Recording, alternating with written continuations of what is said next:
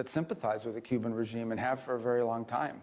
Part of it is motivated by their anti-Americanism, and part of it is motivated by ideological affinity. There are enough people in key nodes of our society, including professors, but frankly, in the past, we've seen people within our own government that sympathize with the Cuban regime. It's the way they get spies without paying them.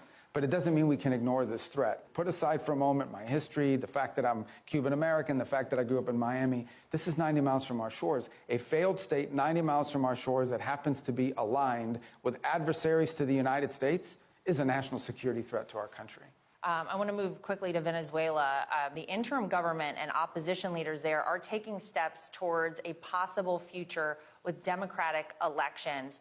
What role is the United States currently playing, and what can you tell us? Well, the first thing about Venezuela is I know we're not in the era of patience and persistence, but these things take time. You're dealing with a system that's been in place for over a quarter century.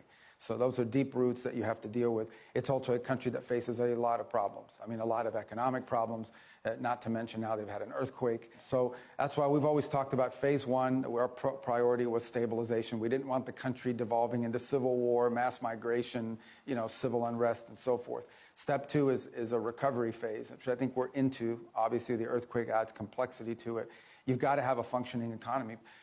You need to have laws and rules and regulations in place so that investors from America and around the world can go in and safely invest and create prosperity. Ultimately, you have to have transition. At some point in time, there has to be legitimate elections at every level so that people know that the government that's there is the legitimate government chosen by their people.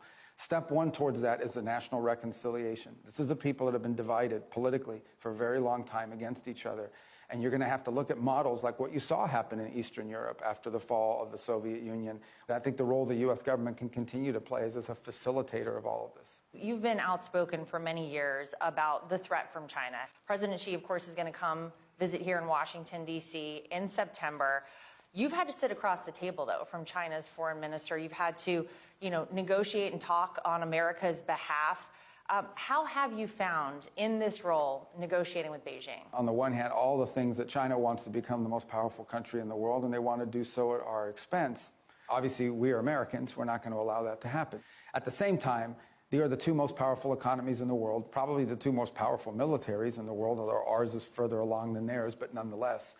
And I think it's important for two big countries like this, the two most powerful countries in the world, have to have a relationship, have to have the ability to speak to one another and try to deconflict where possible, because it could lead to some really bad things. The foundation of that is the relationship that President Trump has with President Xi, which is a relationship of mutual respect, and they get along. And that really is important, that our two presidents can speak to one another. And it's okay. I think it's almost irresponsible, by the way, to not have direct communications with